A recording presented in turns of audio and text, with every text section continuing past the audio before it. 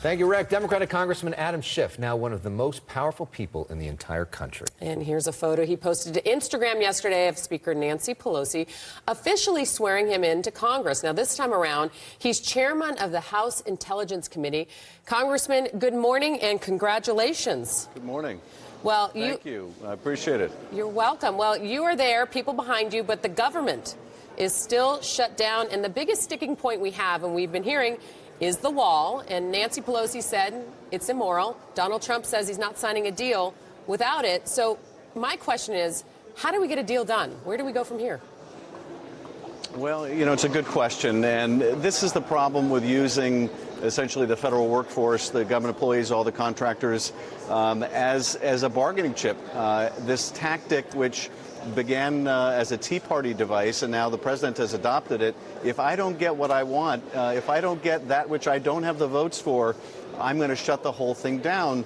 If you give in to that, then we can expect every year the president is going to shut down the government unless he gets something that he doesn't have the votes for. That's simply no way to run a country. And so he's painted himself in a corner. He said he would be proud to shut us down, and he has. I don't know how he gets out of that corner, but he needs to figure it out because it's intolerable that this situation goes on any longer. And after all, as he committed time and time and time again as a mantra, taxpayers were not going to pay for this. Mexico was going to pay for it, and now he wants our help to break that pledge. Well, we're not prepared to do it. You know, this morning, Speaker Pelosi is going over to the White House to meet with President Trump. The White House is floating this idea that maybe they would possibly be open to some sort of DACA deal, meaning all those dreamers, most of whom live here in Southern California, could potentially get some more protections in exchange for some money for the wall. Is that worth it? I mean, all these kids are desperate for help. Maybe throw a few $1 billion for the wall to help those kids.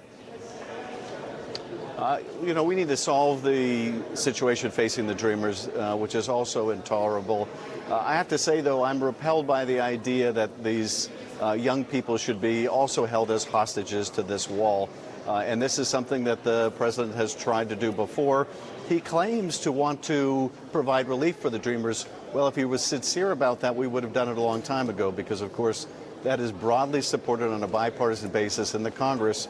But again, I hate to see these young people used as a chit for this wall, and that's certainly not the approach I'd like to take, but I will leave it to my leadership to do the negotiating. But I find the whole idea that he would say, I'm not going to deal with the uncertainty in your future unless I get this thing I don't have votes for, I find that whole kind of bargaining strategy repulsive.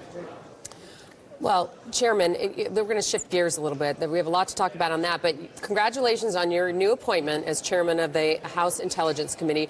And here's the deal. There's no secret. There's no love lost between you and President Trump. You now have the power to subpoena, documents involved in the investigation. What's your first order of business? What are you going to do? Well, and you're right. I mean, there's certainly no loss between the two of us, but I'm not going to let that interfere or guide what I do on the committee. We've got an important responsibility to undertake of overseeing all the intelligence agencies and make sure they're funded in the right way, that they're abiding by the laws and abiding by our privacy interests. We are going to do our oversight, and that means we are going to do our work in terms of the Russia investigation that we were not able to do when we were in the minority. That is as it should be. If a foreign power has leverage over the President of the United States, and that is warping our policy either towards Russia or Saudi Arabia or any other country, we need to know about it. So these are our priorities. Make sure the agencies are doing what they should, providing us with the best intelligence to keep the country safe, and doing our oversight. How are you going to work with the Special Counsel Robert Mueller, and how are you going to ensure that any report that he may issue doesn't get buried?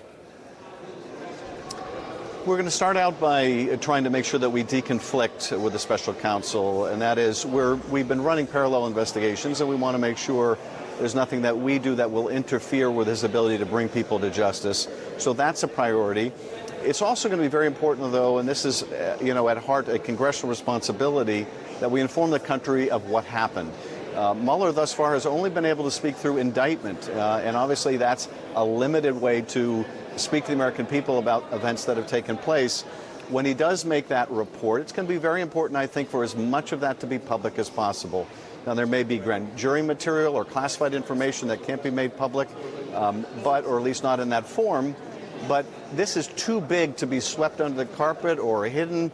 It's too big for either the special counsel, the Justice Department, or the Congress to say to the American people, we know what happened, trust us, don't worry about it, we're not going to tell you, just know that we have your interests in mind. It's too big for that. The country has a right and a need to know.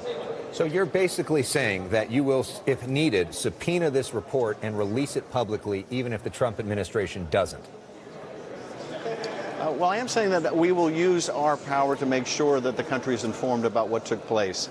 Now, whether that's the report or elements of the report or what we can learn about the actions that have taken place by the special counsel, I can't say at this point. I can tell you this, for the last 2 years, the Justice Department has been providing tens of thousands of pages, hundreds of thousands of pages of documents in the Clinton email investigation to the Congress, as well as a great volume of materials in the Mueller investigation to the Congress. And I made it clear to the Justice Department that if that was their practice and that was their process, that if the majority changed hands, as it has, they would have to live by that precedent. So they understand that they're going to have to provide discovery now to the Congress. So you're going to offer transparency, is what you're saying. Let's hope so. Let's hope so. Yes, yeah, and hopefully absolutely. the government can be back open soon, because I know there's a lot of people very frustrated this morning. Absolutely, absolutely. All right. Well, thank you, Congressman Schiff. Yeah, thank you for taking the time. We really appreciate it, Congressman Ed.